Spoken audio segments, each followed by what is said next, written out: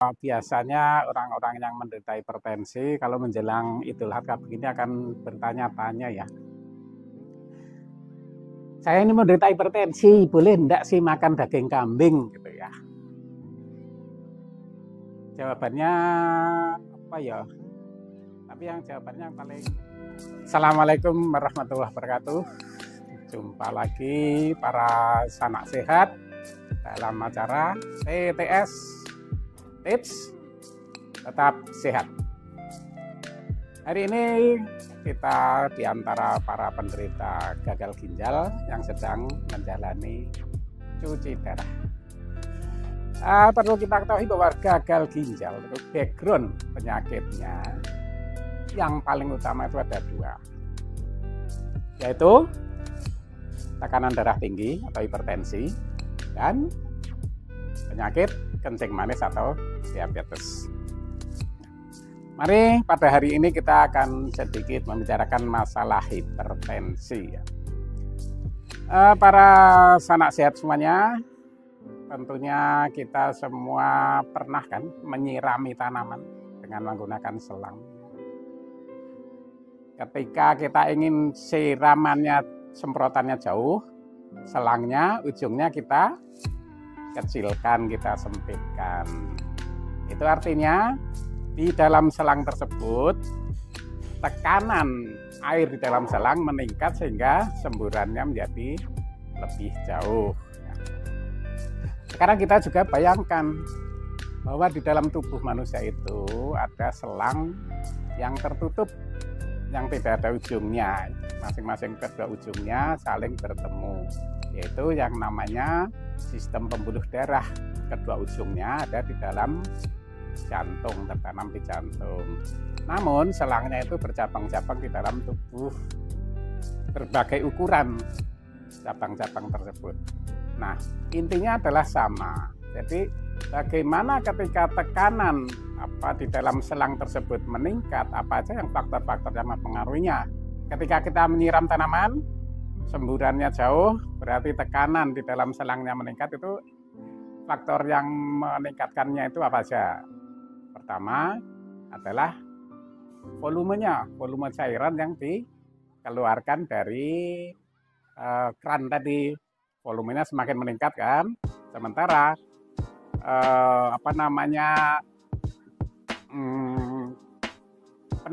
penampang dari atau lingkaran atau lubang dari selang itu kita sempitkan, sehingga semakin banyak volume cairan yang berada di dalam selang, sementara yang keluarnya yang melewati selang itu semakin sempit, itu akan meningkatkan tekanan di dalam selang. Sama aja dengan tubuh manusia. Tekanan darah itu adalah tekanan di dalam pembuluh darah, terutama di dalam pembuluh arteri. Ketika pembuluh arteri itu lubangnya menyempit, sementara volume darah yang harus mengalir, harus melewati pembuluh darah tersebut meningkat, maka itu akan menyebabkan peningkatan tekanan darah. Jadi ada dua faktor kan, seperti selang tadi, faktor volumenya, volume cairannya, dan faktor penampang dari selang ataupun pembuluh tersebut. Yang menyebabkan apa aja? Volumenya. Volume cairan di dalam pembuluh darah. Jadi di dalam pembuluh darah itu yang mengalir itu isinya ada sel-sel darah sama cairan darah. Nah, volumenya itu meningkat, ada beberapa faktor. Kita tahu bahwa volume darah yang beredar di dalam tubuh manusia itu sebesar 10% dari berat badan kita. Jadi kalau berat badan kita 50, maka yang beredar darah cair dan cairannya di dalam tubuh kita, di dalam pembuluh darah itu sekitar 5 liter. Jadi semakin kita gemuk, volumenya cairan darah yang harus berputar ke seluruh tubuh itu juga akan semakin meningkat 10% dari berat badan kita. Kemudian kekuatan pemompaan jantungnya. Jantungnya memompanya semakin kuat, semakin cepat, sehingga setiap menitnya volume yang dikeluarkan untuk melewati pembuluh darah itu juga akan semakin meningkat. Nah, kita bicara volume dulu ya. Jadi volume tadi terkait dengan berat badan, kemudian terkait dengan asupan cairan-cairan yang masuk ke pembuluh darah. Karena kita tahu bahwa cairan di dalam pembuluh darah itu adalah intinya adalah cairan dari seluruh tubuh ya, yang gampang sekali saling terserap, saling berpindah antara di dalam pembuluh darah dan keluar pembuluh darah. Apa yang menyebabkan cairan di dalam pembuluh darah meningkat? Itu antara lain adalah adanya nutrisi yang mengikat air. Yang nutrisi yang mengikat air itu adalah natrium atau garam dapur. Jadi kalau natrium di dalam tubuh kita, di dalam pembuluh darah kita, karena konsumsi natrium kita banyak, sehingga kadar natrium di dalam pembuluh darah meningkat, maka itu akan menarik cairan dari luar pembuluh darah dari tubuh kita masuk ke dalam pembuluh darah, sehingga volume pembuluh darah akan semakin meningkat. Kemudian yang kedua adalah kekuatan pemompaan tadi, pemompaan oleh jantung. Itu terkait dengan frekuensinya setiap menit. Jadi volume yang terpompa setiap menit ke dalam pembuluh darah juga akan meningkat kalau jantungnya, pemompaannya juga semakin cepat dan semakin kuat. Nah, ini dari faktor volumenya. Kemudian dari faktor pembuluh darahnya atau selangnya tadi ya. Yang pertama tadi seperti selang yang kita pencet itu artinya penyempitan dari lubang pembuluhnya, lubang kapiler atau lubang selang pembuluh darahnya tadi. Penyempitan pembuluh darah itu bisa karena endapan yang makin lama makin menempel. Itu yang disebabkan oleh lemak-lemak dan kolesterol yang menempel di dinding-dinding pembuluh darah, sehingga dinding pembuluh darah semakin menebal, maka lubang dari pembuluh darah akan semakin menyempit. Kemudian yang kedua adalah penyempitan oleh karena kekakuan pembuluh darah, oleh karena usia, itu bisa disebut sebagai istilahnya pengaburan pembuluh darah. Jadi pembuluh darahnya sudah elastisitasnya menjadi berkurang, menjadi semakin rigid, semakin kaku. Karena kaku, akhirnya lubang di dalam pembuluh darah juga akan semakin menyempit. Kemudian fisiologis yang sering berubah-ubah adalah kontraksi, ya. Kontraksi dari otot-otot halus di dalam pembuluh darah tersebut. Yang kontraksi yang sering berulang-ulang menyebabkan kekakuan ataupun penyempitan dari lubang pembuluh darah itu juga akan semakin sering. Nah, kontraksi oleh pembuluh darah tersebut bisa disebabkan antara lain oleh karena pemacuan dari saraf simpatis ya. Saraf simpatis biasanya oleh karena hormon adrenalin yang terus-menerus terpacu ya. Biasanya orang-orang yang stres, orang-orang yang kurang tidur dan sebagainya, itu adrenalinnya akan selalu aktif terus. Sehingga ada kontraksi otot-otot polos dari pembuluh darah. Adrenalin di samping menyebabkan kontraksi otot-otot polos juga akan semakin menyebabkan kontraksi jantung, pemompaan jantung akan semakin sering frekuensinya. Jadi ini akan menyebabkan dua faktor saling berjalan. Pemacuan oleh jantung akibat adrenalin yang meningkat, kemudian penyempitan dari pembuluh darah akibat otot-otot polosnya terkena adrenalin itu juga meningkat. Nah, sekarang kita kembali dari faktor-faktor penyebab hipertensi tadi yang bisa kita manipulasi, yang kita bisa usahakan untuk bisa kita kontrol. Apa saja berarti? Yang pertama, dari sisi hormon adrenalin tadi, kita lebih banyak harus mengurangi stres, lebih banyak bersantai, ya, lebih banyak teratur dalam tidurnya.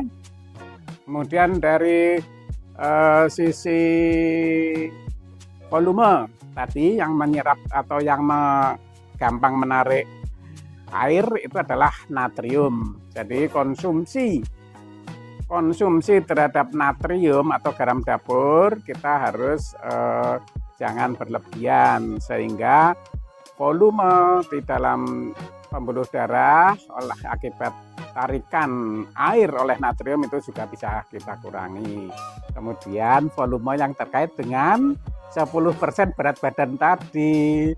Jadi kita mencapai berat badan yang ideal. Berat badan ideal adalah tinggi badan dikurangi 100, dikurangi lagi 10%-nya dari pengurangan tinggi badan dikurangi berat badan, dikurangi 100 tadi. Jadi idealnya berat badan kita harus sesuai dengan rumus itu. Nah, jadi sampai di sini kira-kira kita sudah paham kan mekanisme dari hipertensi atau tekanan darah tinggi ya. Jadi kita tidak terlalu banyak menduga-duga kalau kita sudah bisa memahami mekanisme dari penyebab hipertensi tadi. Yaitu pertama, volumenya semakin meningkat. Yang kedua, lubang di dalam pembuluh darahnya semakin menyempit karena penyempitan oleh timbunan kolesterol. Kalau kolesterol itu jangka panjang ya. Penyempitan oleh karena stres ataupun penyempitan oleh karena usia. Itu faktor yang menyebabkan peningkatan tekanan darah tinggi atau hipertensi. Nah, sekarang biasanya orang-orang yang menderita hipertensi kalau menjelang Idul Adha ini akan bertanya-tanya ya. Saya ini menderita hipertensi, boleh enggak sih makan daging kambing gitu ya? Jawabannya apa ya? Tapi yang jawabannya yang paling gampang ya janganlah ya. Pak, jangan kenapa? Jangan. Kan kita tahu kan kalau kita di Idul Adha itu biasanya kambing-kambing yang disembelih itu yang paling banyak apa biasanya? Wedhus gembel. Wedhus gembel warnanya putih. Atau peranakan etawa. Peranakan etawa warnanya coklat. Atau kambing-kambing Jawa yang lain. Sebagian besar juga tidak berwarna hitam ya. Jadi jangan mengkambing hitamkan daging kambing yang tidak mesti hitam terhadap penyakit-penyakit tertentu. Ya. Orang sakit darah tinggi takut makan daging kambing, takut nanti tensinya naik, asam uratnya naik, tidak bisa tidur. Terus Paiman juga tidak bisa tidur katanya. Paiman bangun terus misalnya. Ya, jadi jangan kita mengkambing hitamkan daging kambing yang sebetulnya kita tidak tahu apa sih isinya terkait dengan penyakit-penyakit tersebut. Nah, mari kita mencoba untuk melihat kandungan-kandungan dari daging kambing ya. Kita ambil daging yang ukuran karena kebanyakan penelitiannya adalah menggunakan penelitian dari luar negeri ya. Luar negeri itu mengambil ukuran beratnya adalah pakai os. 3 os itu kalau dikonfirmasi ke gram itu 85 gram. Jadi ini ada daging seberat 85 gram. Di dalam daging kambing 85 gram itu kandungannya apa aja sih? Nanti bisa kita kaitkan dengan mekanisme hipertensi tadi ya. Di dalam daging kambing 85 gram ini proteinnya relatif sama dengan protein-protein daging yang lain dengan berat yang sama. Kalau di dalam ayam dan di dalam daging sapi itu proteinnya hampir sama, 25 atau 26 gram dari ukuran 85 gram daging total ini. Sementara di dalam daging kambing proteinnya lebih rendah, yaitu sekitar 23 gram dari 85 gram daging kambing ini. Kemudian lemaknya justru daging kambing ini lebih kecil daripada kandungan lemak dari daging ayam maupun daging sapi. Jadi perbandingannya sekitar 2:3 ya. Jadi 2/3-nya kandungan lemak lebih rendah daripada kandungan lemak dari daging sapi maupun daging ayam. Nah, karena lemaknya juga rendah, otomatis kolesterolnya yang menyertainya juga ikut rendah juga. Jadi dari sisi lemaknya, kira-kira untuk jangka panjang kaitannya dengan pembuluh darah sudah bisa kita bayangkan kan? Apakah daging kambing lebih banyak menyebabkan timbunan kolesterol di darah? Ternyata kandungan kolesterol dan lemaknya lebih rendah daripada daging ayam maupun daging sapi. Kemudian natriumnya semua daging hampir sama. Jadi cukup rendah kadar natriumnya ya. Semuanya sih kalau dalam berat 85 gram ini ya hanya sekitar 5% dari angka kebutuhan natrium harian kita. Jadi cukup kecil ya kalau natrium. Nah, tadi natrium kaitannya dengan pembuluh darah kita sudah tahu kan. Nah, jadi daging kambing dibandingkan daging yang lain kaitannya dengan natrium terhadap hipertensi atau tekanan darah tinggi tidak lebih buruk atau tidak lebih meningkatkan karena kadarnya sama dan sama-sama rendah sekitar 5% dari kebutuhan natrium harian. Kemudian kandungan yang lain justru yang lebih banyak pada daging kambing ya dengan ukuran yang sama dibandingkan daging ayam misalnya atau dibandingkan dengan daging sapi misalnya. Yang pertama adalah dalam hal kandungan zat besi. Kandungan zat besi pada daging kambing ternyata itu lebih tinggi daripada daging sapi maupun daging ayam. Ya, bahkan hampir 3 kali lipat kandungannya dibandingkan dengan kandungan besi di dalam daging ayam. Nah, kita tahu besi itu manfaatnya untuk apa? Besi itu manfaatnya untuk membangun sel-sel darah merah, untuk meningkatkan HB ya, meningkatkan hemoglobin. Kemudian juga untuk membantu metabolisme. Nah, itu zat besi. Kemudian kandungan yang lain adalah kandungan kalium. Ternyata daging seberat 85 gram daging kambing ini kandungan kaliumnya sama dengan 1 butir pisang. Jadi dari ukuran ini 85 gram daging kambing dan 1 buah pisang ukuran sedang, kadar kaliumnya itu sekitar 380-an miligram. Jadi sama antara buah pisang dengan daging kambing 85 gram itu kandungan kaliumnya sama. Itu paling tinggi dibandingkan dengan kandungan dari daging ayam maupun kandungan dari daging sapi. Masing-masing kandungan kaliumnya cukup rendah. Kemudian kandungan yang lain yang juga sangat penting adalah seng. Kandungan singkum seng ya.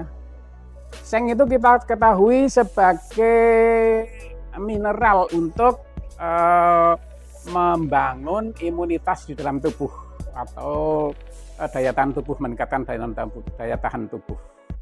Dan kandungan seng di dalam 85 gram daging kambing ini itu sama dengan kurang lebih 30% dari kebutuhan seng harian kita. Jadi kalau melihat dari ini kemanfaatannya daging kambing kaitannya dengan imunitas tubuh cukup bagus. Kemudian yang lain yang tak kalah penting adalah kandungan vitamin B1, B2, B3, dan B12. Ternyata dari daging kambing ini lebih tinggi dibandingkan dengan daging-daging yang lainnya. Nah, vitamin-vitamin itu untuk fungsinya untuk apa? Vitamin itu adalah untuk fungsi saraf dan otot-otot. Jadi untuk meningkatkan stimulus saraf dan stimulus kekuatan otot. Ya. Jadi vitamin B1, B2, B3, dan B12. Di samping juga vitamin-vitamin tersebut sangat berperan di dalam metabolisme di dalam tubuh. Meningkatkan metabolisme sehingga meningkatkan tenaga di dalam tubuh.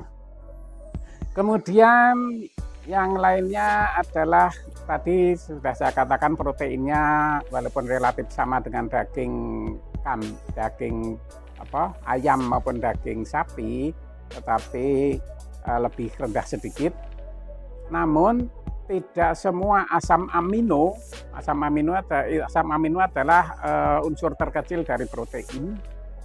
Asam amino yang terkandung di dalam daging kambing ini ternyata tidak semuanya ada sebagaimana asam amino yang ada di dalam daging sapi maupun di dalam daging ayam.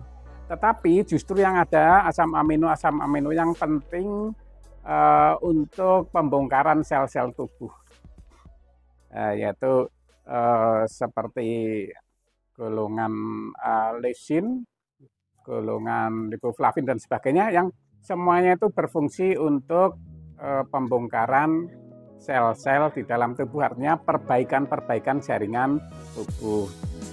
Nah, kemudian unsur yang lain, kalau kadar kalsium tidak terlalu berbeda dengan kadar daging-daging yang lain.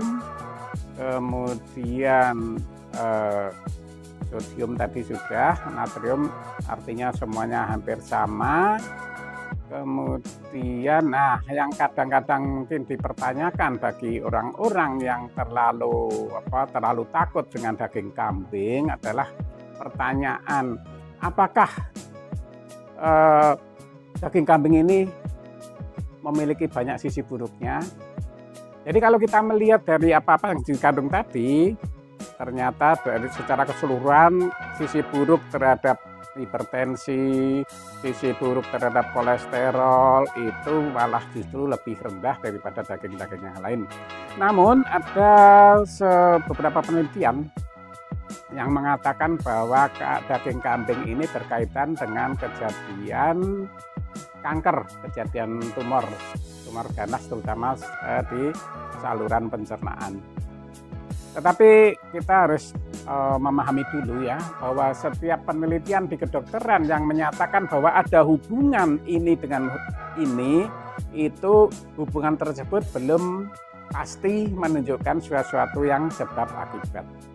Jadi kalau ada penelitian yang mengatakan daging kambing ini berkaitan atau berhubungan dengan kejadian tumor ganas saluran pencernaan, itu kita tidak otomatis mengatakan daging kambing menyebabkan tumor ganas, itu tidak, karena banyak faktor yang menyebabkan tumor ganas dari saluran pencernaan, yaitu adalah orang-orang yang kekurangan makan serat makanan.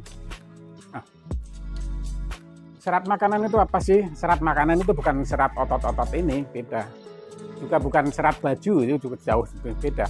Serat makanan itu adalah, kalau dalam bahasa kita itu adalah jelly ya.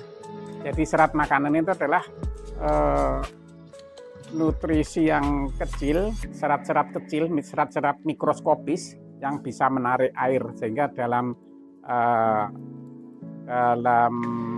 penglihatan kita seperti jelly itu agak jemek-jemek.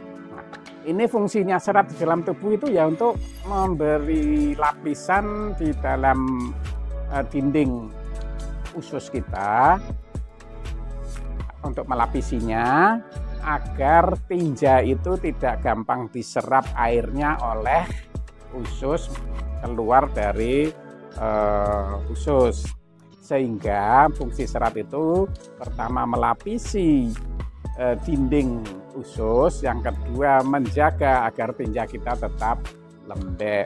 Nah, itu faktor-faktor yang bisa berpengaruh terhadap kejadian kanker saluran pencernaan ya. Kemudian ada juga penelitian yang menganalisis ya bahwa kaitannya atau hubungannya daging kambing dengan kejadian kanker usus tersebut itu disebabkan oleh karena daging kambing ini mengandung asam amino rantai panjang dan asam amino rantai majemuk. Nah, ini karena apa?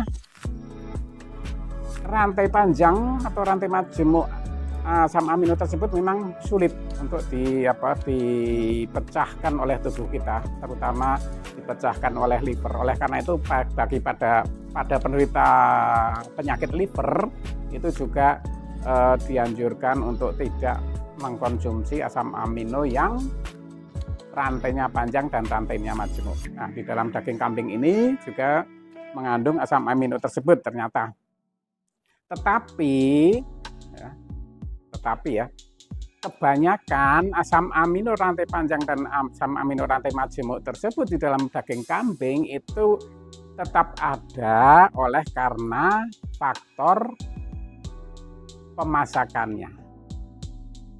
Jadi daging kambing yang dimasak dengan suhu tinggi dan waktu yang cepat itu memang asam amino rantai panjang dan rantai majemuknya itu tidak terurai.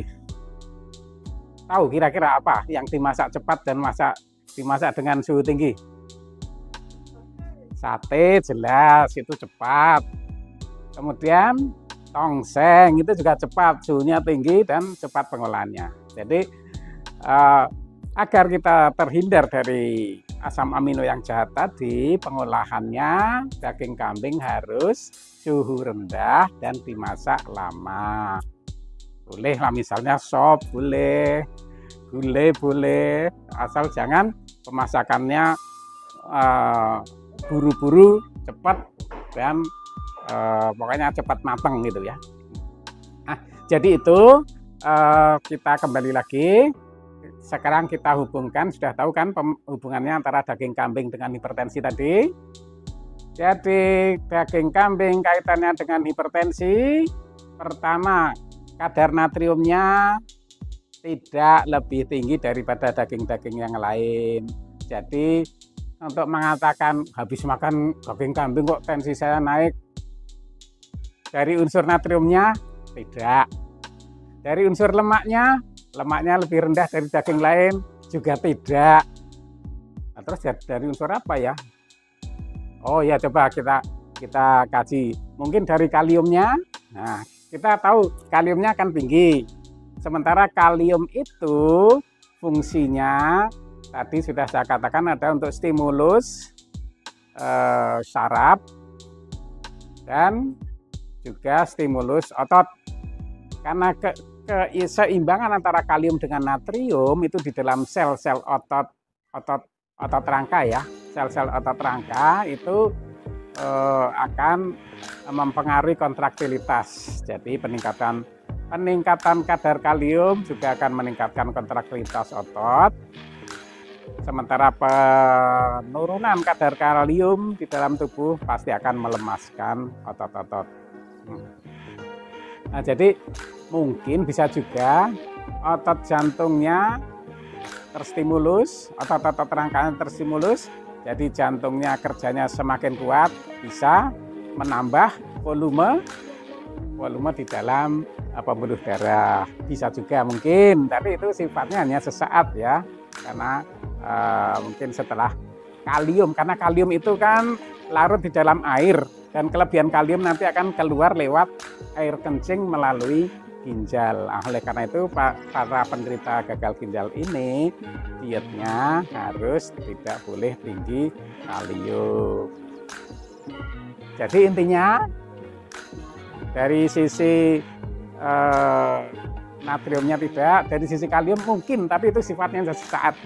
Dari sisi jangka panjang, dari sisi lemaknya untuk meningkatkan tekanan darah tinggi juga tidak, karena lemaknya juga rendah. Kemudian apalagi ada mengatakan habis makan daging kok kepala saya jadi cekot-cekot, otot-otot jadi kaku semua. Nah, kakunya otot tadi sudah sudah tersinggung kan, kontraktilitas ototnya semakin meningkat karena kaliumnya yang tinggi tadi, karena vitamin B 1, 2, 3, dan 12-nya juga tinggi, sehingga kontraktilitas ototnya juga semakin tinggi. Ada yang mengatakan habis makan daging kambing kok rasanya kok panas-panas ya. Berarti metabolisnya meningkat, energinya juga meningkat hasil dari metabolisme. Metabolisnya meningkat oleh karena tadi vitamin B1, 2, 3, 12, juga oleh karena zat besinya. Zat besi itu juga meningkatkan metabolisme di dalam tubuh, ya. Sehingga rasanya hangat-hangat karena ada produksi energi akibat metabolisme yang meningkat. Kemudian ada keluhan apa lagi ya? Setelah makan daging kambing katanya bisa untuk membangunkan paiman, meningkatkan keperkasaan. Nggak ada kaitannya. Si paiman itu tidak ada ototnya. Si paiman itu di dalamnya hanya rangkaian pembuluh darah. Jadi si paiman bangun itu kalau pembuluh darahnya itu pembuluh darahnya itu terperangkap. Jadi isi darahnya di dalam pembuluh kapiler darahnya itu terperangkap. Itu tidak ada ototnya. Jadi mungkin itu hanya perasaan saja oleh karena energinya tadi yang berlebihan, kontraktilitas otot tubuhnya juga berlebihan, sehingga dia bingung ini energinya mau dilampiaskan kemana gitu kan. Jadi bukan kaitannya dengan libido dan sebagainya, tapi adalah kaitannya secara umum adalah pada tenaganya yang berlebihan. Nah, kira-kira sampai situ sudah bisa membayangkan apakah kita akan tetap mengkambing hitamkan daging kambing yang belum tentu hitam terhadap hipertensi. Nah, kira-kira kita kan sudah bisa mengait-ngaitkannya kan. Nah, sekarang juga bagi para penderita gagal ginjal ini, karena ternyata kandungan kaliumnya ini sama dengan kandungan kalium buah pisang, maka apakah penderita gagal ginjal boleh makan daging kambing? Kalau dari sisi proteinnya sih boleh ya, tapi kalau dari sisi kandungan kaliumnya ya seperti kita menghindari banyak konsumsi buah-buahan karena akan meningkatkan kalium. Karena bagi penderita gagal ginjal ini yang sudah sejak cuci darah rutin 2 kali seminggu itu mereka konsumsi proteinnya diperbolehkan 1 gram sampai 1,2 gram per kilogram berat badan per hari. Sementara ini daging kambing ini 85 gram ini kan mengandung protein 23 gram. Kalau misalnya seorang penderita gagal ginjal yang sudah cuci darah rutin 2 kali seminggu beratnya misalnya 60 kg, maka dia sudah boleh makan protein sebesar 60 gram per harinya. Jadi kalau daging ukuran 85 gram itu berarti 2 kalinya ya, sekitar 180-an gram daging setiap harinya untuk mendapatkan 1 sampai 1,2 gram protein. Tetapi karena daging kambing tadi kaliumnya tinggi, maka bagi penderita gagal ginjal diharapkan untuk dihindari. Ya kalau memang terpaksa pengen banget aroma daging kambing ya boleh, tetapi harus mengingat makannya adalah menjelang berdekatan dengan saat jadwal cuci darah, karena daging kambing ini kadar kaliumnya cukup tinggi sama seperti 1 buah pisang. Kira-kira demikian ya. Apakah dengan ini kita akan masih tetap mengkambing hitamkan daging kambing lagi untuk penyakit-penyakit yang akan kita rasakan atau keluhan-keluhan yang kita rasakan? Nah, tadi sudah kita jelaskan. Mudah-mudahan ini bisa tetap memberi semangat bagi para penyuka daging kambing untuk tidak terlalu berimage macam-macam, Intinya kan kita setiap mau makan kan selalu meminta berkah ya. Jadi jangan menganaktirikan daging kambing, menyalahkan daging kambing, karena apa-apa yang sudah kita rasakan setelah makan daging kambing tadi ternyata sudah saya uraikan kaitan-kaitannya. Intinya semua itu justru lebih banyak baiknya dibandingkan buruknya, dibandingkan dengan misalnya daging sapi ataupun daging ayam. Sekali lagi, setiap kita mau makan apapun kita harus selalu minta berkah kepada Allah. Allahumma barik lana fima razaqtana wa qina adzabannar. Jangan malah mengkambing hitamkan. Terima kasih. Assalamualaikum warahmatullahi wabarakatuh.